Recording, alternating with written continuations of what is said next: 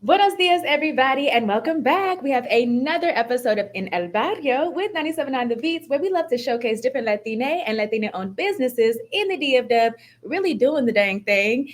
And I'm super excited because we partnered with the DISD during Latina Heritage Month to make sure that we educate you on the best things Latina and the best things Latina heritage as well.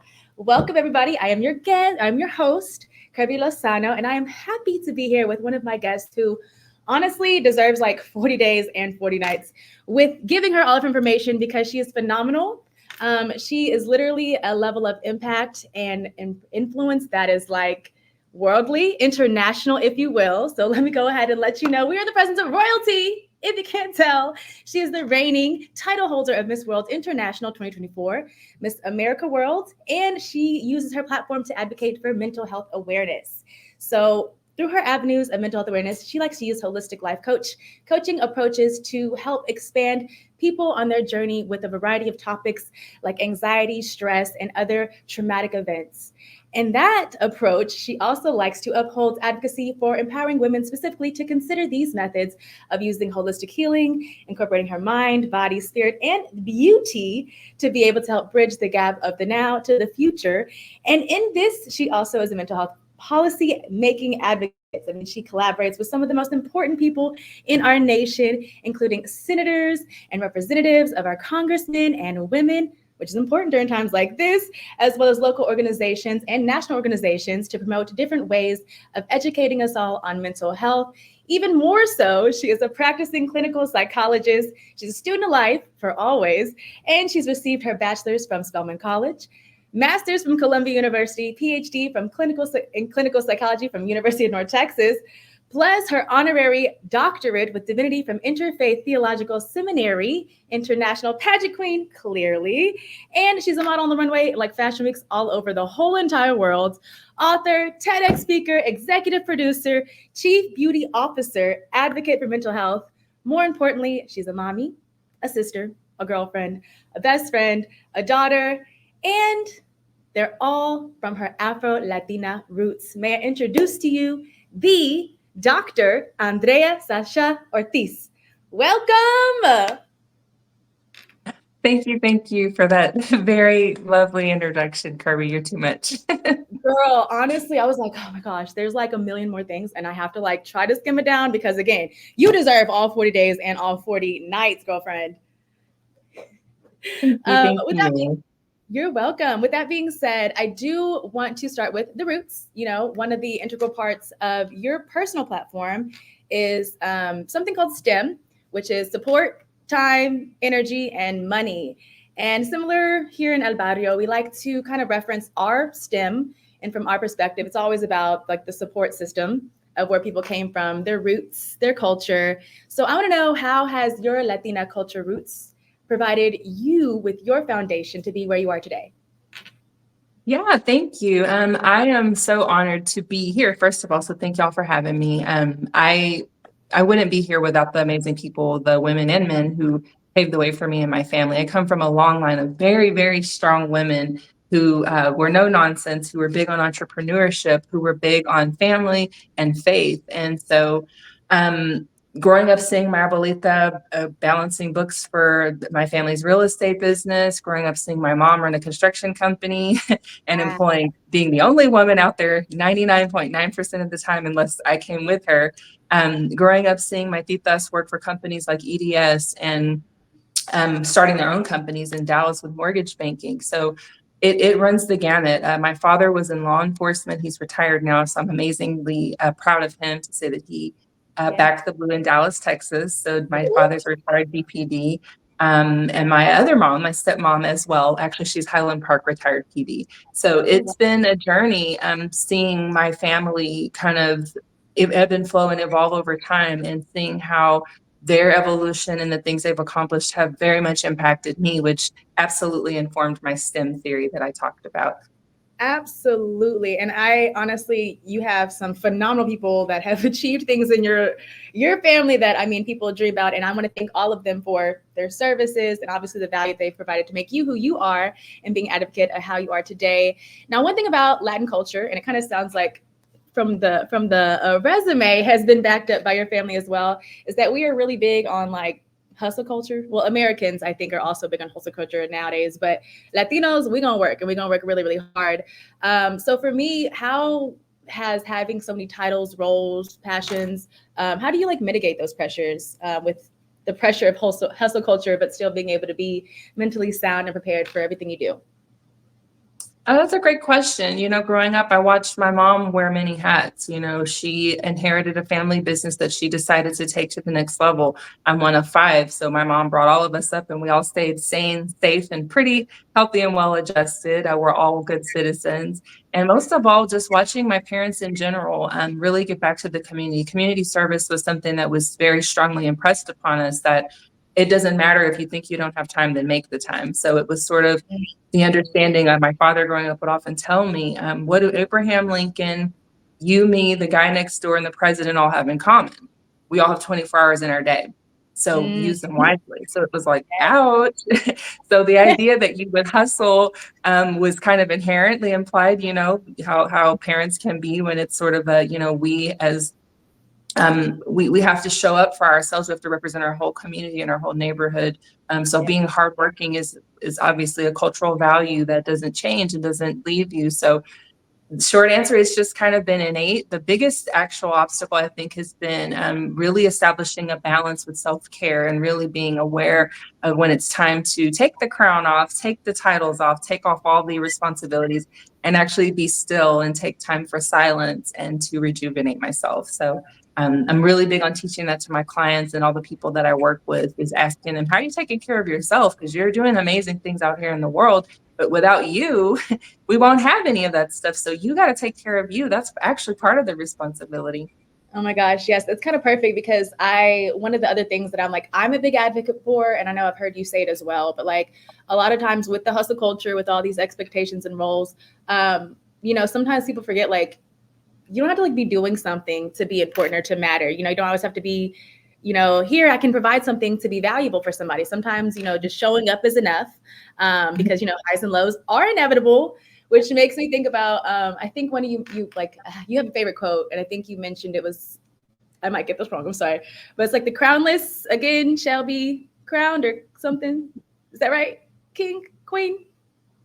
Yes, yes, it is the Tolkien quote, that all that glitters is not gold. I won't do the whole one, but it's actually a whole phrase, a whole poem actually. But yes, the bottom line is the crownless again shall be king or queen in this case.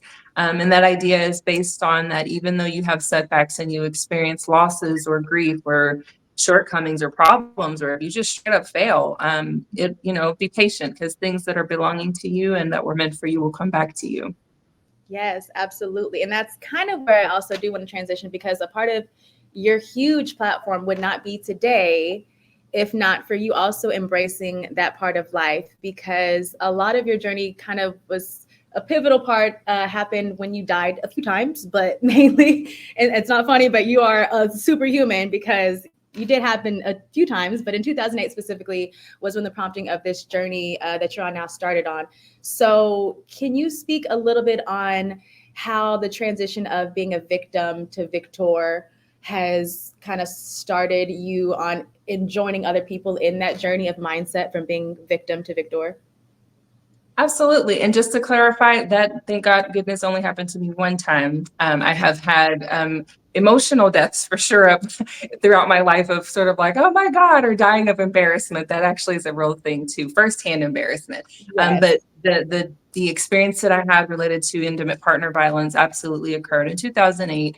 And more or less, for me, the lesson from that was to rise up and to take it and shift, like you said, from being a victim or a survivor, as I say now, to a thriver or a victor. And that mentality was completely rooted in the idea that I wasn't going to give that abuser the power over me when I was able to, luckily be revived from that attack and that assault. I refused to give him any type of power or control further than what he'd already had.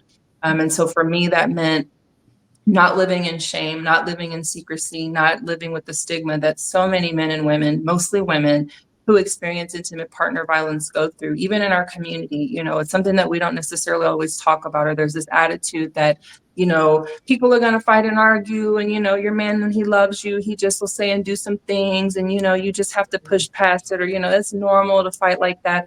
But what would happen if we all encouraged each other not to accept that as the status quo? I wonder. So Right. being a victor or being a thriver is about speaking truth to power. So not letting society shame you because you survived something, not letting society silence you and make you think you should keep it a secret. And most importantly, changing the life of yourself and your family by finding your way out of that to whatever degree you can, which was the root of this, literally, no pun intended, the root of my STEM theory. Yes, yes, I love. And one thing that kind of also leads into, because there are times that, you know, depending on where you are in your journey, sometimes there's not a physical outside source that is causing the most damage to us in our individual journey. Sometimes it's our own self in front of our ways. And I know you also have another fun saying, which I love because it's hard for me to remember stuff. So I love that you have things because I can remember. But you have a concept behind fear. Can you break down your concept behind FEAR for us? I can. Thank you for asking. I tell my clients and patients that on the regular. So that whoever's out there listening or watching, they're going to say, oh, yeah, Dr. Ortiz told me that one. But fear is an acronym for false expectations that appear real. And I firmly believe that fear is the root of anxiety and some forms of depression. But it's this fear that I don't think I can handle what's coming next because I have this false expectation that seems real, that I can't do it or I won't do it, or that if I show up, people will laugh at me or make fun of me, instead of me having the attitude that, you know what, I already won if I showed up or not. Failure is not an option if I show up, even if I don't ace it, even if I'm not perfect, even if my voice is shaking, my knees are shaking, if I'm crying or I'm not on point, I showed up for me and for my community and for my people and for myself. So fear, I like to break it down that way because I think when people hear it that way, they have more control over it when they realize your fear is rooted in false expectations that you have of yourself because you are assuming that you don't have the tools and resources and gifts and talents to make that happen. And usually, if you take a step back and either prepare yourself, educate yourself, or lean on people in your community, reach out, talk to people who've achieved what you want to achieve, or go to therapy. That's a thing. Yeah. You actually can move and push through those fears so that you can achieve. I love it so much. And another great tool that I know you advocate for, because in our fast-paced society, again, it's easy to get caught up in the trend of things, but I'm also an advocate for, taking some time for meditation. You don't have to be religious, you don't have to be like an active whatever, but to kind of take a moment for self. Do you have any like quick tips or tricks for those that might be thinking of exploring meditation but haven't quite done their research, or might be a little apprehensive because of other influences that have kind of approached them under meditation?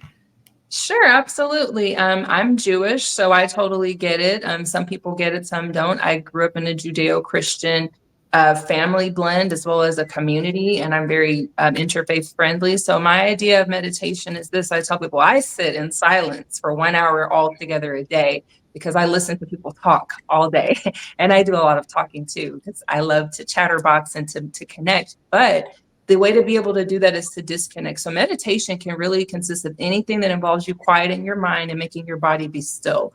Some people like to listen to calm sounding like spa music, or some people like to do gentle stretching. Some people like to just sit and close their eyes.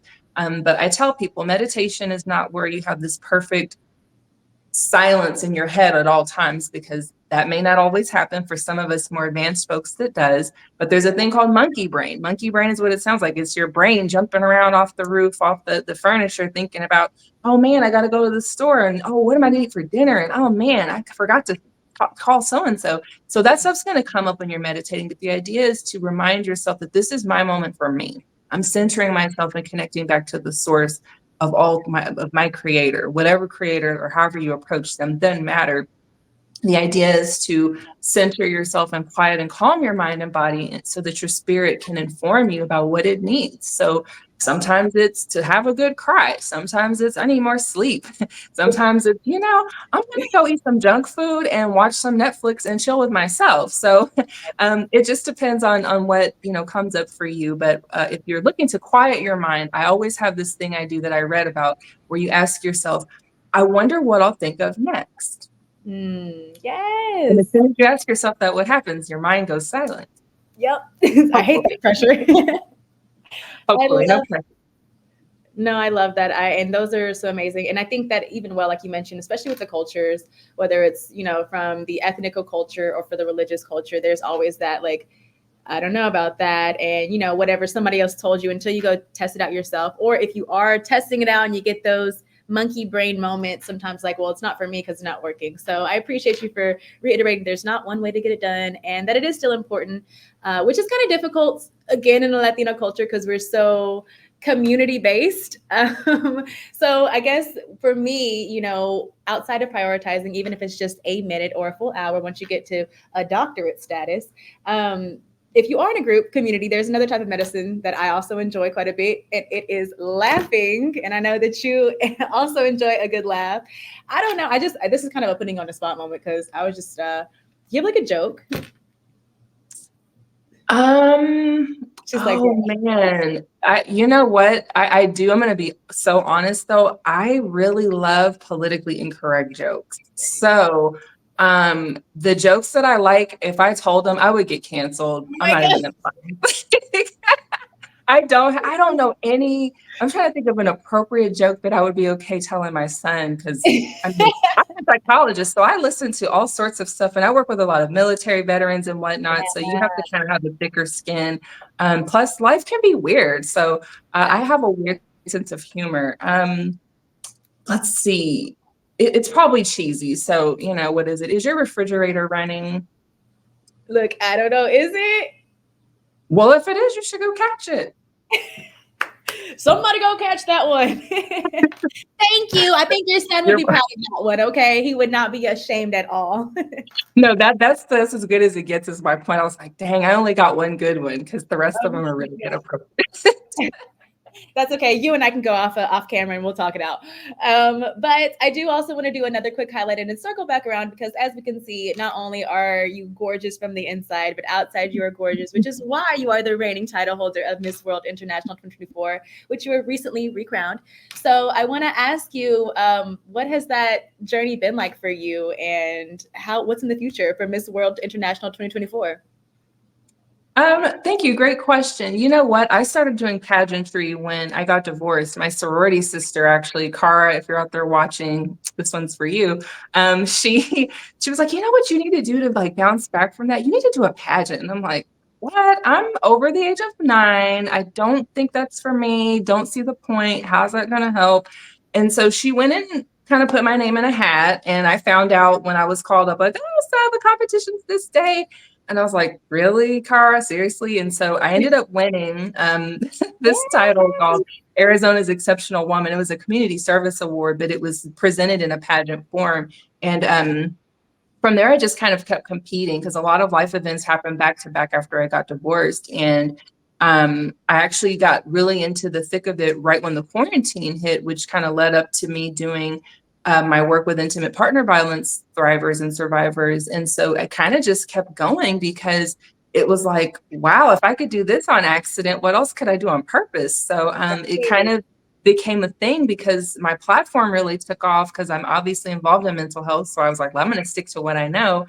And so by doing that and really promoting it, I guess my passion spoke for itself. And so I really got amazing opportunities like this one because I have this rule that if you are foolish enough to hand me a microphone, I will use it to sell mental health and wellness, Yes. beauty, and self-care. I will take my 30 seconds or my 15 minutes of fame to promote health, wellness, and beauty of all sorts. So that's just been my journey. And then just meeting some of the most, and I'm not just saying this, phenomenal, incredible women on the planet who, they embody the concept that iron sharpens iron. And so would be nothing beyond without my family, short of the women who I've stood beside and competed along with, not against, who have made me sharpen and tighten it up and get better.